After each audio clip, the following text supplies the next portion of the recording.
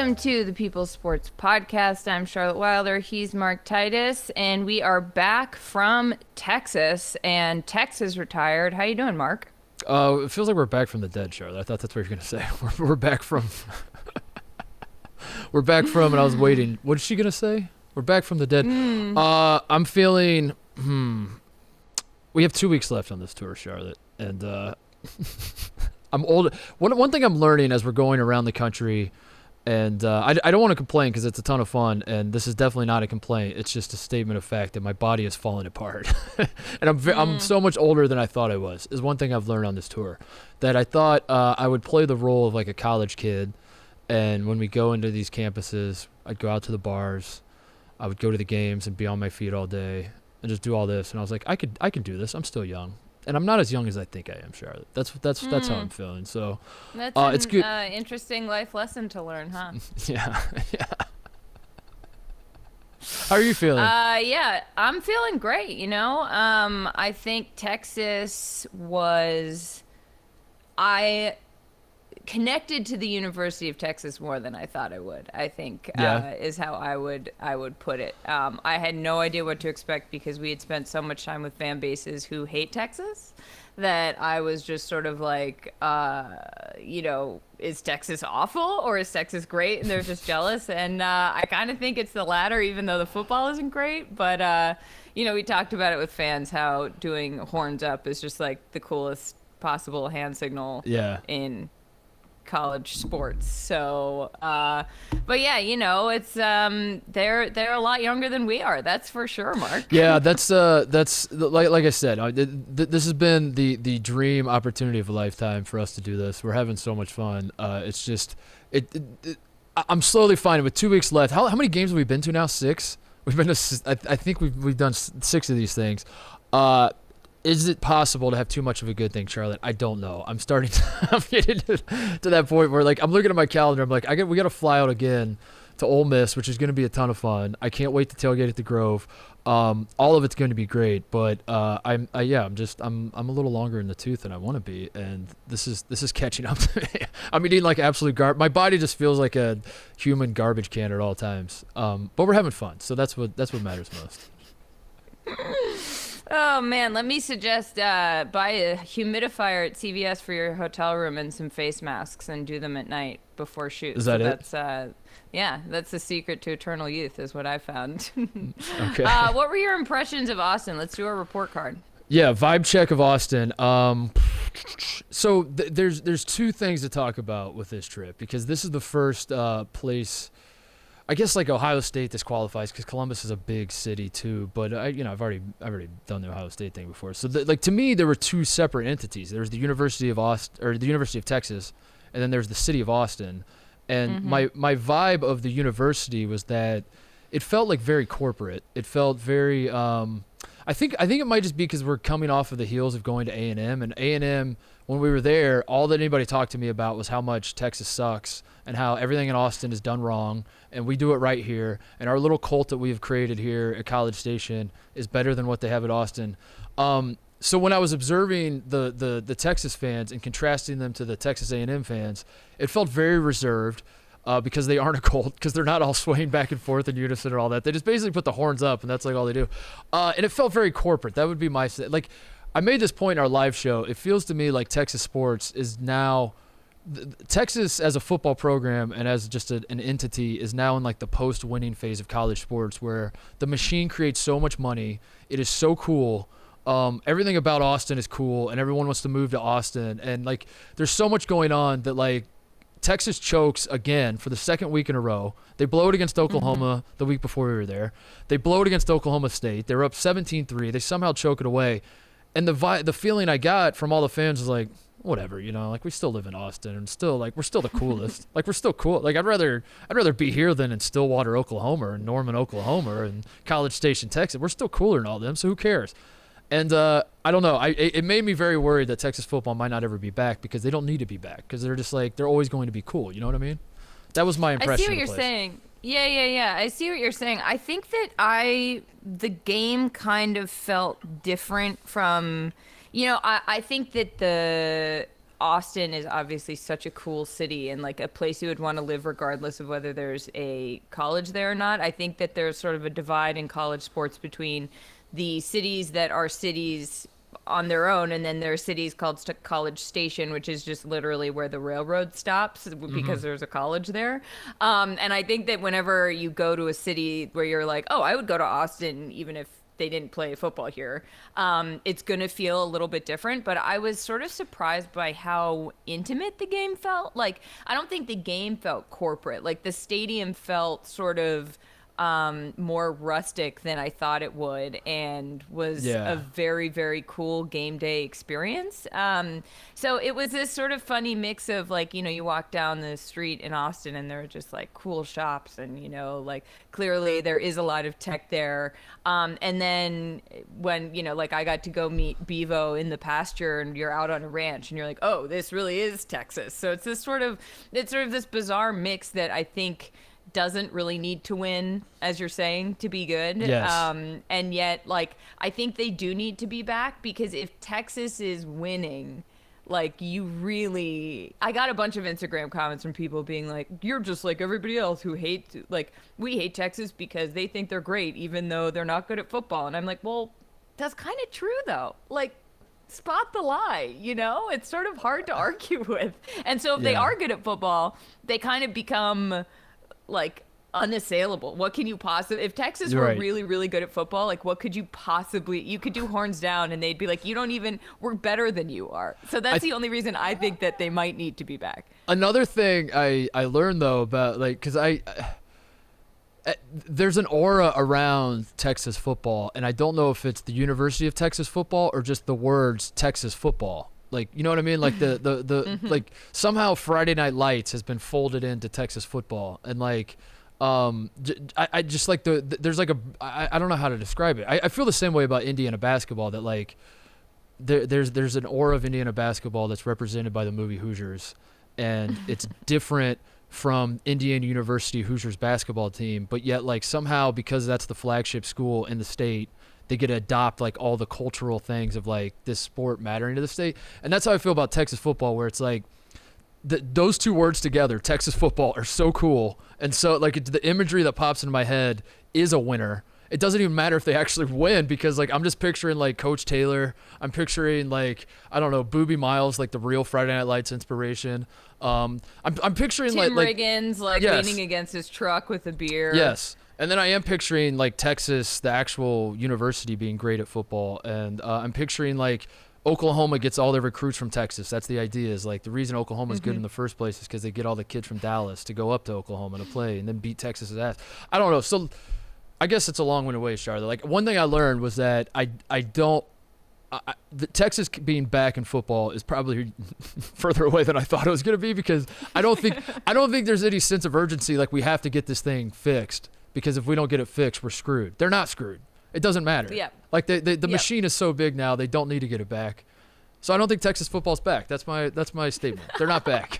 Well, I don't They're think not even a lot close of the to back. students we interviewed thought they were back, because when you would ask them like, what will it take for Texas to be back, they all had answers, as opposed to being like, we never left, baby. They were like, well, you know, we got to work on our defense. Right. And it's like, yeah, you really do have to work on your defense, because you keep blowing these massive leads. So I did find like the game, I think that I found myself so far, the schools that I've like really connected to, and I don't know why. I have no rational explanation for it, but like Wisconsin, LSU, and Texas, as I've been at those games, they've been like, okay, all right, and like all those schools lost, so I don't know what it is, but there's like there's something intangible about a school that when people say now, you know, and obviously I didn't come up through college sports, so like when they say, you know, I visited and I just knew, and I've never really understood what that meant, and I think through this tour I've been like, oh no, I get it, like now I understand what that means.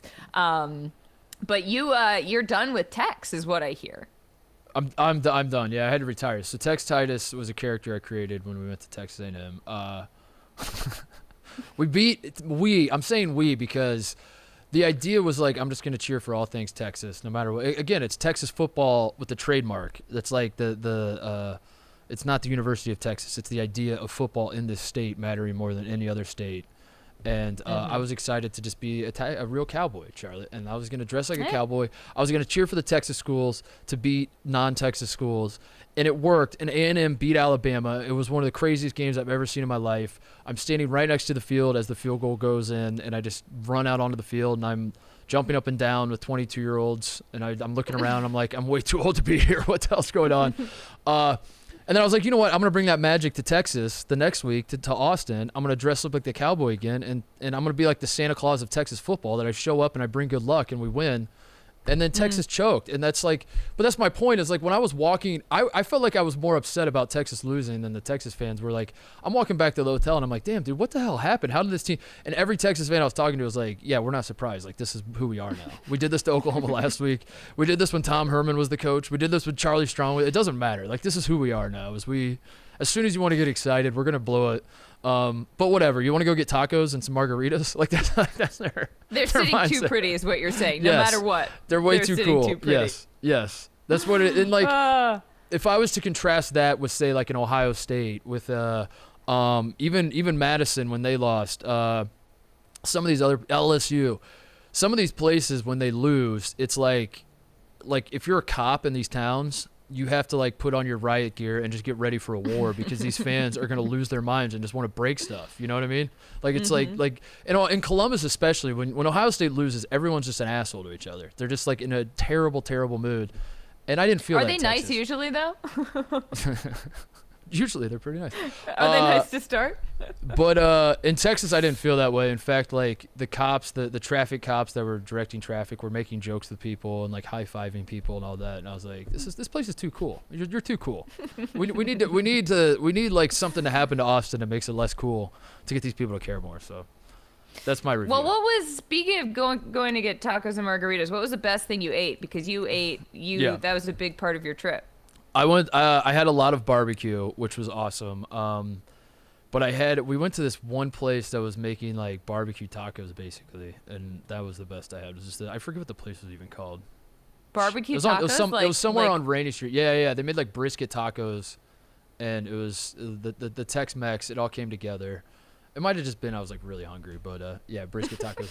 I had some brisket. I forget what the place was. It was somewhere on Rainy Street, one of those taco trucks. Oh, Drafting Room is what Chris is telling me. This place called Drafting Room. It was like it was like a house that was converted into a taco place, and it was so good. So, what about you? You love to see it. What was the best thing I ate? I'm not going to do the best. I'm going to do the weirdest thing because I think it was the funniest thing. So I did, one of the things I did when we were in Austin was sort of recreate the Dazed and Confused. Like, I went to all the locations they filmed Dazed and Confused, because it turns out that was filmed in Austin, which is not something I knew before going to Austin, but it was my favorite movie in high school, and it was even my high school yearbook quote, which is embarrassing when I found that and had my mom take a picture of it to prove that I was not making that up. But one of the places they go to is called Top Notch Burgers, and it's a drive-through. And so we went around lunchtime. That was we hit like 7 locations, and we made sure that we got to that one so that we could actually eat there. And it was like hot dog was one of the menu items, and it said served on a hamburger bun. And I was like, that's kind of weird, but like, sure, I love hot dogs. I was craving a hot dog. Let's go for it. It shows up, and it is 2 hot dogs cut in half, laid flat on this hamburger bun. And I was just like, I was horrified. I was like, is this I guess it's a thing, a griddle dog? Like, but the whole hot dog a sandwich debate. Like, this was a sandwich. This was 2 hot dogs, so that they were cut into half moons, basically, on a hamburger bun. But why? I don't know. Why? Because I feel like it would taste the exact same as if you put it in a hot dog bun. But it didn't. Why? That's what messed me up. It was like it screwed with my head, because I was like, because it turns out that the thing I love so much about hot dogs, which I didn't realize until you take it away, is the snap. Like, it's all about the snap of a hot dog, and when you cut it in half, it's just sort of like weird meat. Yeah, like if you're gonna cut it in half, why not just take like a bunch of hot dogs, mash it up together, and then make a patty? Yeah, you might as well. And then well. grill it, and now you have like a hot dog hamburger situation. Yeah, call it a hamburger, or like put it in a blender and like make something even grosser. Hot dog smoothie. Yeah, right. I was almost like, at this point, just give me that.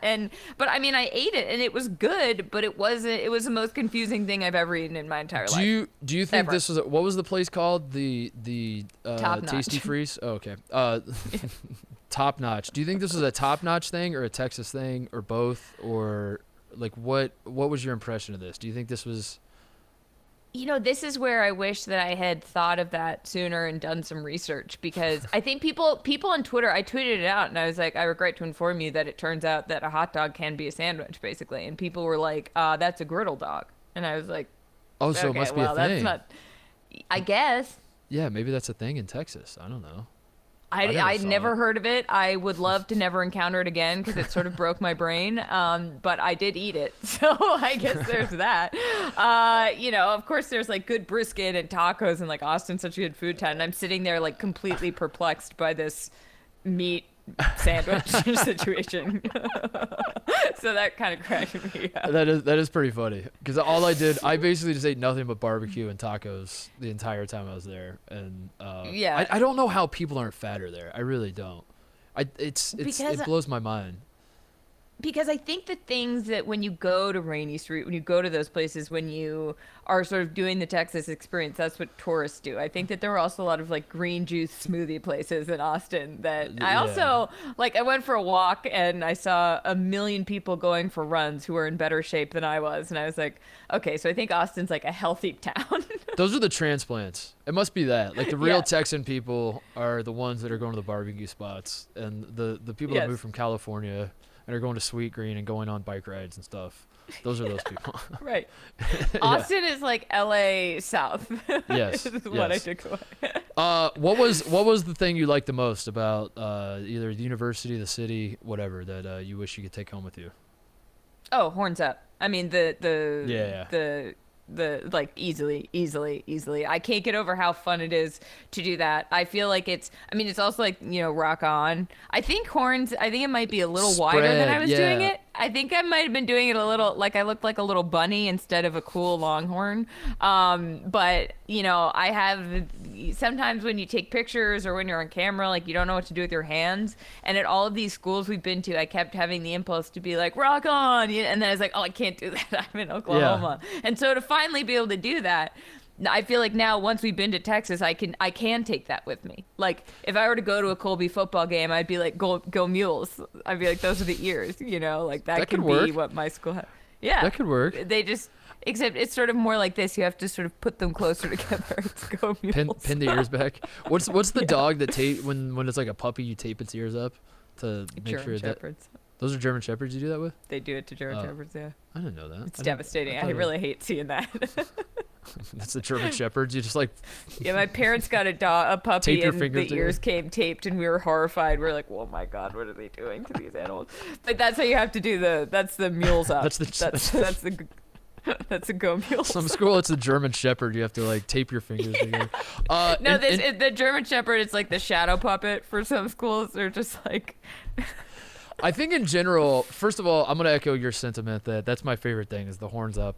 Being able to have that, that's the coolest hand signal in college sports, no question about it.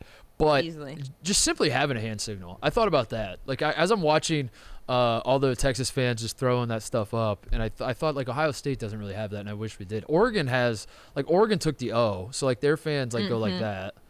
Wisconsin, we've been there. They go like that, I think, with the W. Apparently, it's a lot of crossed hand in Wisconsin. Crisscross applesauce. Yeah. don't know. That's what I was told. I was like, is it not just a W? Is it? Oklahoma State fans do guns, which I think Texas Tech fans do as well, which you just do like finger guns. Just you had the Texas A&M. Someone in my life recently told me they were like, we need to stop doing finger guns so much. So I've been practicing not doing finger guns. Like what do you mean? Like you're just in general, be like, hey. They were like, what if you did less of that? I was like, that's a good point. No, bring it so back. maybe I should go to Texas Tech. When you get old enough, they're cool again. I think you just gotta do. You're like, hey, Yeah, youngsters, just come firing the finger guns. Texas A&M did like a hissing snake deal where they wouldn't boo, and I don't know. I just thought about it. Also, I was a like, thumbs up, right?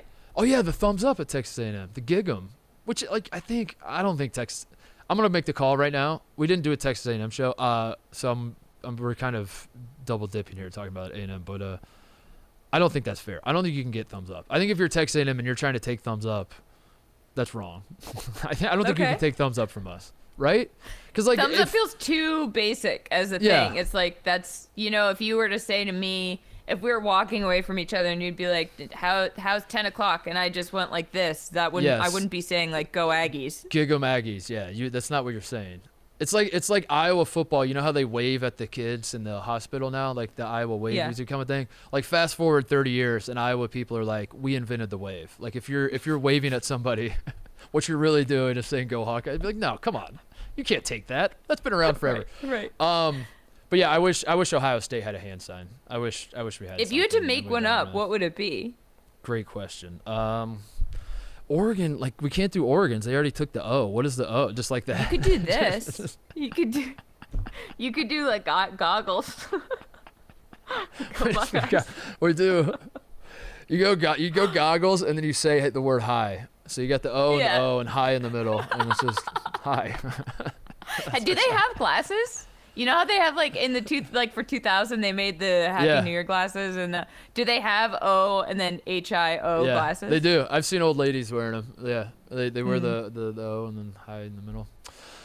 So there's that. I would say burnt orange too. That's something I think is cool with Texas. Is like you don't even have to wear, like if you're a Texas fan, you don't have to wear anything that says Texas or has a Longhorn logo. You can just wear the color. You're the only school in the country that has that color. Burnt orange. That's it.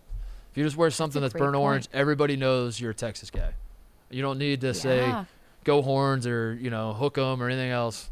You just wear simply a burnt orange shirt and everyone gets it. It's like them and Carolina blue are like the two just iconic colors that as soon as you see them, you're like, oh, you must be a Texas fan or a Carolina fan, So that's a great point. I didn't, I got a lot of flack because the shirt that I was wearing, which I have to shout out Game Day Grails, which is run by my friend Ernest Wilkins, who manages to find the coolest vintage tees and a ton of college sports gear. So check them out if you are into that. But he found me this amazing vintage Texas Longhorns shirt, but it was a little more orange than it should have been for a Oklahoma State game.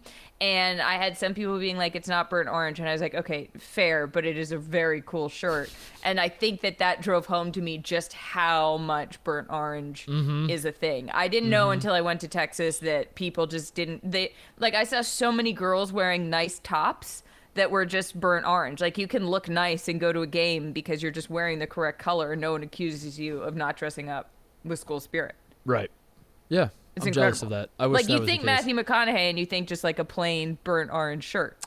Yeah, if you're going to a Colby game and you just wear like a shirt that's blue, it doesn't necessarily work, right? You're just like a person. It looks like you forgot to. It looks like you don't own any Colby stuff, and you just like threw on a blue shirt, and you just like and you're just. And it looks like you went to Walmart like 2 seconds before the game and found the like matching color. Yeah, no, that's not Texas. It doesn't Texas work, but Texas, you can do that. Yeah. Yeah, it's great. So, what about the thing you could do without? What's the thing about that stood out to you? You're like, not for me. I don't mean this to sound as negative as it's going to, because I think it's a very cool tradition and I respect the people who are in charge of it, but I could do without that cannon. You're not a fan of it. They set that cannon off every single time. Like, it's supposed to just be when they score, but then they also do it at random times, I learned. And every time it just made me, and one time I was standing right next to it, went off, and my ear was ringing for the rest of the game. So I think that they should do it maybe a little less loud. You can keep the cannon. Didn't you say this about Oklahoma too? Yeah. Did I remember this right? Jumpy is what I'm learning. Texas A&M had a gun too. I think there's something about just like, that area of the country is just like our thing is guns. Because Oklahoma State, I'm assuming, I've never been to a game in Stillwater. I'm gonna assume that when your hand signals are 2 guns and your mascot's a cowboy with guns in it, I'm assuming they have a gun that they shoot off too. I mean, I would be shocked if they didn't. Yes. It's I'm assuming Texas Tech shoots guns. Is like it's just that's the thing, I guess. It's just guns. It's just we just shoot guns. They love the fans just start shooting their guns in Texas and Oklahoma. Yeah, I mean, listen, I'm learning that if you tell me a loud noise is coming, if I can see the firework and expect the noise, I'm fine with it. If you just set one off, I'm You like a need, dog with fireworks. yeah, you need like the Wile E. Coyote, Yes, please. and If because they then you did know that, I would be able to the handle the cannon. But as it was, like I was even ready for it. Like I had my fingers in my ears and I was ready for it, and it went yeah. off, and I still freaked out. So I don't know anyway. This is embarrassing. What could you do? My answer, I didn't love the stadium, if I'm being honest. I've heard a lot of great things about Texas. What do they call it? The Darrell Royal Memorial Stadium or something like that. It's got one of those long names, kind of like Oklahoma did too, named after a guy, but then also, I don't know, whatever. I didn't love the stadium. The stadium felt old. It feels like they need to. It felt old, not in a fun way. It didn't feel like it was charming to me. It just felt like an old. It felt like it belonged on Texas A&M's campus. It's like how I felt about Texas A&M's buildings, which was just like it had Texas A&M's campus felt like a Russian prison, where it's just a bunch of beige windowless buildings. That's kind of where Texas football stadium felt like to me, and it should have been cooler because that city's cool and the school's cool and all that. So the stadium. Number two, speaking of them being cool, I think it's a little too cool. Because like I've always thought Texas and Ohio State were brethren in the sense that Austin and Columbus are about the same size in population, very young populations because they have massive schools, and then people graduate and they just live there and stay there. For the longest time, neither one of them had professional sports. The Austin still has like basically just the MLS team. Columbus has NHL and MLS. So they don't have a NFL or NBA team, whatever. So I always like assume that they were very similar cities. But all of those factors, Ohio State and Columbus is all that matters. And like people, like the Blue Jackets could win the Stanley Cup and nobody will care. Because it's Ohio State, Ohio State, Ohio State, Ohio State. That's all that matters. The Buckeyes lose. The whole city's depressed. It's just how it works there. Austin, I didn't feel that way. I didn't feel like UT owned the city, if that makes sense. It felt like Austin is a cool city and UT exists within that city, and I didn't love that because I think it's because it's too cool of a city. You wanted it to be a little more all-encompassing. Yeah, I wanted it to be I like that about Ohio State. I do like that like every single person, like my brother lives in Columbus, did not go to Ohio State, but he watches every Ohio State football game because he lives in that city and he realizes that it's social suicide in that city to not be able to talk about the quarterback situation. You know what I mean? Like that city just engulfs everybody, and you have to have an opinion about the Buckeyes. And I feel like I could move to Austin right now, not watch a second of Texas football and be fine. You know what I mean? Like it's like the city exists on its own and it's cool, but it's too cool. And Texas football, you need a little more codependence. You need a little more. Okay. You have too much going on. I want fair. the only thing going on in your city to be Texas football, and it's not. They have like 1,000 other things going on, which is why Texas will never be back. Oh, wow. You heard it here first. What was the funniest thing that happened to you? There's a lot. Our producer Jim falling off a mechanical bull like in 2 seconds, and he had a yard sale situation where like all his phone chargers flying out of his pocket, and like as soon as the thing started, it just flipped him over the front. That was hilarious. Going to all these bars dressed as a cowboy and having bachelorette parties come up to me and like talk to me as though like I'm an authentic Texan guy. And you that went was pretty with it? funny. And I rolled with it. I'd say that was pretty funny. Spending the entire day trying to find an albino squirrel, giving up, and then finding an albino squirrel and like almost being in tears that I found the lucky squirrel on campus. That was pretty ridiculous and funny. Those are the best examples I can come up with. What about you? I'm trying to think. There were a few funny things, but we had to hop a fence. I don't know if I'm allowed to say this. I'll just put it this way. We had to hop a fence to get into one of the locations where Dazed and Confused was filmed. And the behind-the-scenes videos of me trying to do that and of others who shall not be named trying to do that are pretty ungraceful. And someday, if I know I won't get in trouble for it, I will share them. But there was some light trespassing. There's some light trespassing. Some light trespassing. It was worth it, but it was pretty fun. And then an orange truck drove by, and I was convinced it was like the parks police, and it was just a construction guy. So I got roasted for that. You do strike me as someone who you strike me as a rule follower, Charlotte. If I'm being honest, like the idea of you breaking a rule has got to be the most stressful thing in the world to you. Really, no. I break rules constantly. It's getting caught that I don't like. I was in trouble a lot in high school and college because I broke a lot of rules, and I was always the one who got caught and somehow didn't learn from it. So I think that the reason I'm paranoid is because I have gotten in trouble so many times that I am just preempting. I'm trying to not get in trouble. So like I see a truck and I'm like, we got to run. I'm like, I've been down this road before. We can't mess with this. And everyone's like, you're being paranoid. And I'm like, with good reason, my friends. I've been here before. Yeah, I know how. This is not my first rodeo. I'm not trying to do that again. I'm definitely the guy that if you were to tell me I have to go steal a pack of gum from a convenience store, I would treat it like I'm Danny Ocean, like robbing a casino, and I would just be like, this is the most high stakes thing that's ever happened. And I'm always jealous of people that can just not stealing. I'm not condoning, but you know what I mean. Like that people are just like, let's just jump the fence. Who cares? Because I'm always like, dude, what do you mean? Who cares? Like, what if this will go on our permanent record, guys? So here's the thing. Like, I have that reaction once I get caught. Like, I'll be like, yeah, for sure, let's do it. And then I get caught, and I'm like, oh, my God, is this on my permanent record? And like, sometimes it turns out it is. Have you ever cried? You can't do anything about it. Have you ever cried to get out of something? Like when someone in authority has, like, caught you and you just start crying to, like, say, I didn't mean it, Mrs. Johnson.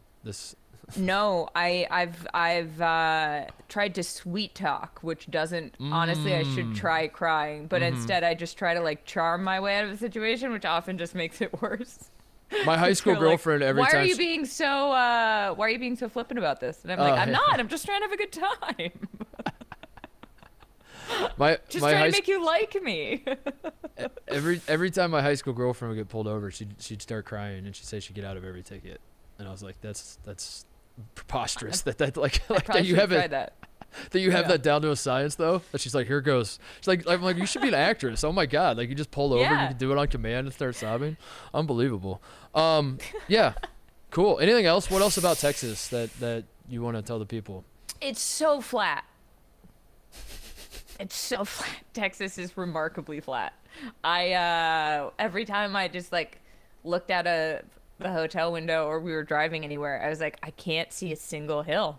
And I know there's hill country, which if you go like 2 hours north of Austin, I believe you can get to, and there's some rolling hills, but you know, it really is that for some reason I can't stop thinking about how flat because everyone's like, everything's bigger in Texas, and in my head I keep changing it to everything's flatter in Texas, which I don't think is how the saying goes. But I just liked it. I just found it, I was sort of it was warm there. It was, I think I found the stadium a little more endearing for some reason. I don't know. It's probably because I come from a school that they now have really nice facilities, but they didn't. And it was funny because I was talking to someone on the sidelines who had gone to a big school, and he was like, I get very resentful when a school will, like after I've been there, if our facilities weren't great and then they upgrade them. So maybe Texas is playing the long game so that its alumni don't get offended when they all of a sudden have like the Clemson slide in the locker room. Big brick galaxy brain thinking here. I got you. I don't know. Yeah, it was cool. I liked it. It was Texas A&M beat Alabama. Texas choked against Oklahoma State. So I just want to go on record as saying, I don't know if Tex Titus is dead, Charlotte. I think he's just retired, and there's a difference. I think he can come out of retirement at some point, but I talked to Tex before he retired, and he did tell me that given what transpired between A&M and Alabama and then Texas and Oklahoma State, that he's officially an Aggie fan. He said he saw enough, and he's like, if he has to pick, he says gig him. So that's where I landed. Wow, that's huge. Thank you for relaying that. I'm sorry he couldn't come on the podcast himself. How can you not be? I mean, like, A&M beats Alabama. It was one of the craziest. I don't know. Texas, like, what the hell? I was so everyone I talked to was like, we're not surprised. And I was like, this is the painful part about like going to these schools and adopting these schools or trying to be a fan, for these one games. Is I was naive. I was stupid enough to believe that like Texas was up 17-3, and I turned to somebody and I was like, I'm sure they're gonna just blow the doors off of them. And then they get 1 yard in the entire fourth quarter, Charlotte, And all the Texas fans are like, yeah, we've seen this before. This is what happens to us. And I'm like, I haven't seen it before. I've never cheered for you guys until today. What the hell is this? And that broke Tex. That broke Tex. Tex had enough. He's going back to College what Station. What if You Tex can find just him. like lives at College Station now forever? Like that's where that's the only place he comes out. What if I bury Tex? I take my cowboy hat back to College Station. I bury it in the Reveille graveyard right outside the state. Don't let if any A&M fan hears that, I know. they're gonna come find where you live and hunt you down. They're like, we love the intention, but please don't ever talk like that again. Please, do not ever take Miss Rev's name in vain like that again. Thank you very much. I feel like there's an NFL thing we have to talk about, Mark, which is Aaron Rodgers. Yeah, Aaron Rodgers is because not only speaking of retiring, he didn't retire. He freaked out and said to the Bears fans, "I still own you." Yeah. And I think that was the least thing that I was expecting. That flies in the face of all of our arguments about how he's just like a chill, happy dude, living his life, gonna retire. Yeah. I don't have a problem with it, by the way. I think like all the Bears. Oh no, yeah. Not all the Bears fans, but like if you're a Bears fan, you have no choice but to just be like, yeah, you do own us. That's why we hate you, dude. And like that's really the only play you have. You can't like yell back. You just have to sit there and take it. But yeah, you're right. He got way too much joy out of it. I was really hoping he. Yeah, I know. It's okay. But it's fine because. Like I said, the silver lining is like now you get to watch him play football, and he's fun to watch, and like we get those moments of him doing that. I'm curious to see what he does with his hair. Do you think he's gonna get it cut at all during the season? He's just gonna keep it growing? God no, oh no. I think he is. I think Aaron Rodgers has a renewed killer instinct now, and I don't know where it came from. I don't know what happened. Maybe he just realized that he is. Maybe he got the competitive juices back. Maybe having fans back in the stands is what he needed. But I don't think he's going to cut his hair. I think he's going to get more and more aggressive. I think he's going to keep saying things to fan base. I think he liked that. Like, I think that I can't remember a time when Aaron Rodgers was that aggressive towards other fans. And I think he kind of got a lot of mileage out of it and really seemed to enjoy himself. I think we're going to see more. So help me out. Help me understand, what was this summer then? How do you reconcile him looking like he wants to retire, looking like he wants to be the Jeopardy host more than he ever wants to be the Green Bay Packers, to have anything to do with the Green Bay Packers ever again? Week 1, the Packers suck. Like all the things that led to this point. And now if you were someone who paid zero attention to the last however many months, the whole offseason of the NFL, and then the first 4 weeks of the NFL season, and you just tuned in now, you would have no idea that there was any discussion about anything with Aaron Rodgers from anybody. So why what was he doing? Why was he doing all that? Was he doing it just to upset us, Charlotte? What explain this to me, please? So I don't know that I can explain it. But it goes back to my chaos theory, which is that Aaron Rodgers is an agent of chaos, and that Aaron Rodgers thrives on being an enigma, and he thrives on being misunderstood, and he thrives on throwing curveballs. Like, remember when he had a handlebar mustache and wore a bolo tie and a hat to that press conference for no reason and started speaking in a Southern accent? Why did he do that? I don't know. He never explained it. There are things that Aaron Rodgers does that I think he does. It's almost like there are anti-heroes in television shows. He's almost like the quarterback, except that he is a quarterback. Like he's just doing stuff where he's like, would a quarterback do this? I don't know. Probably not. So I'm going to do it. Yeah, I think he's zigging where everybody zags, and I think he gets great pleasure out of that. And yet, at the same time, I couldn't tell you if that's true because he's so unreadable that I could be completely wrong, and he would probably take great joy in knowing that, which might prove me right. So it's really just it's really a mind meld. I don't know. That's as likely as any other explanation. I think you're right. He just wants to troll people. He's just bored. Like, he's at a point in his career where he realizes, I know when I can turn it on and when I don't need to turn it on. And right now, in the month of June, is not a time that I need to turn it on. So I'm going to go to Maui. And and in July, I'm going to stay in Maui. And I'm going to float rumors about Jeopardy and all that stuff. You know why I'm going to do it? Because I'm bored. I don't know. Who cares? But then he gets back on the football field, and he's competitive, and he tells the Bears fans he owns them. And he does. And there's nothing they can say about it. How do you feel about the Red Sox, quickly, before we go?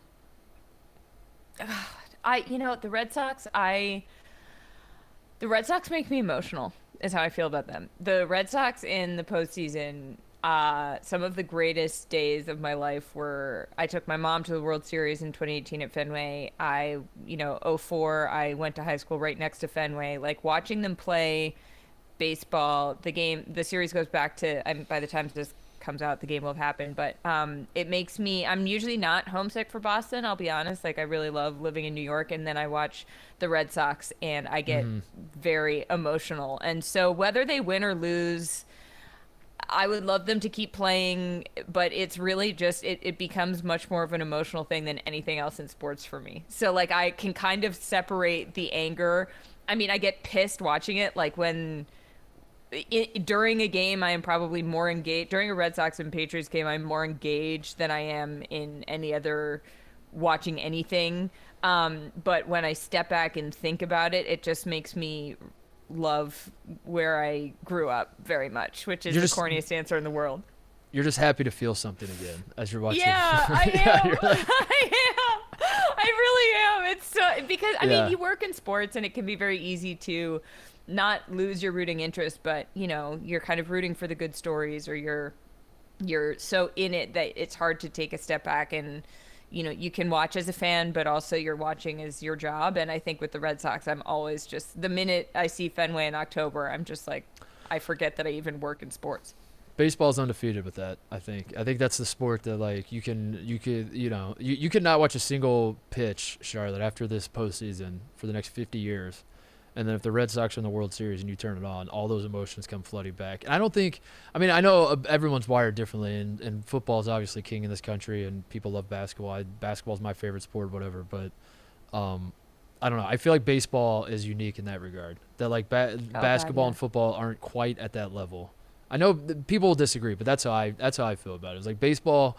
There's something about it that's so romantic and so timeless, and so as you said, you're right back where you were. Like you're watching the Red Sox now, and you're right back to being a child again, watching the Red Sox. Yeah. Yes. Just immediately, snap of a finger. With my family, like I text my dad during all the games. Like if you ask me how do I feel about the Patriots, I'd be like, well, I'd go immediately into talking about Mac Jones and talking about why they need to win, even though and how everybody thinks they're winning, even though they keep losing. But you asked me about the Red Sox, and I'm just like, start crying. So it becomes so much less about the sport. I'm just like, I just really like love living there. I think about my baseball fandom. My baseball fandom is frozen in time when I was like 12 years old or 10 years old or something, and that's it. And that's how I when I watch the Cubs and the Cubs are good, I'm the same way. That it's like I feel like a 10-year-old watching the Cubs at all times. And every other fandom I have evolves. I grow. I watch Ohio State football games differently than I did when I was a freshman at Ohio State. And when I'm 50, I'll be watching them a little I'll have like a different perspective of whatever. Where you still get the nostalgia, the sentimental thing, but it's not like baseball where like if the Cubs were in the playoffs and it's the NLCS and and I turn on my television, I'm just immediately 10 years old again, or however. I don't know. I guess maybe mine was frozen the Steve Bartman year in 2003. I was 16. That's like the moment I'm frozen where they lose to the Marlins and I just like melt into a puddle and Anyway. Yeah, I'm frozen in 2004, so I feel you. It's just how it is. Anything else you had, Mark, before we sign off? That's it. Thank you to the people of Texas, both College Station and Austin. Thank you to the I forgot about this. Jim just texted me this note. Texas had like 1,000 mascots. I want to give that note. That they had Bevo. They had Hook'em, who was like a stuffed Bevo version. They had this mascot called Air Horn, which was a Bevo that was like inflatable. They had the cannon, which they had a name for, which is Smokey, I believe. They had the drum, which they had a name for, which is Big Bertha. And I just wanted to shout that out. That I've never seen. Everything's bigger in Texas, including the number of mascots that they have. Everything also has a name. Everything has a name, and everything's sacred. There is a lot of it. It's bigger, and everything has a name. That's it. We're going to Ole Miss. Can't wait for that. That'll be fun. I literally have zero idea of what to expect other than like fun tailgating in the Grove. But Ole Miss, I say this respectfully, is a school I've not given a lot of thought about, Charlotte. So I have basically no preconceived notions. I I know it's going to be fun. We have some people in our crew that are from the South that have been gassing it up to us and like, you're going to love it. You're going to love it. You're going to love it. So I'm excited, but I have no preconceived notions. And those are some of the most fun trips because you're just kind of a blank slate and you're like, show me what you got, Ole Miss. I can't wait. Yep. I from what I've read about it, I think it's going to be. I don't think it's going to be like anything we've seen yet, which I'm very excited for. I think it's a different kind of SEC than LSU was, and it's LSU back at Ole Miss. Yeah. It's my Tigers, the team that I fell the most in love with. I get to watch play again, which I will try not to let completely dictate how I conduct myself on the Ole Miss campus. With the Coach O farewell tour, we get the first stop. I know. Yeah, how about that? That'll be fun. It's also wild because we're coming into it where people are speculating that that LSU could go after Lane Kiffin as a coach. Lane Kiffin just got a bunch of stuff thrown at him in Tennessee. It's Coach O's sort of farewell tour. The beginning, there's a lot going on for this game. This game is going to be I'm a little nervous. Like, we're going to get stuff thrown at us. We're somehow going to catch strays. Yeah. Good times. High Can't wait. Yeah. All right. See you guys.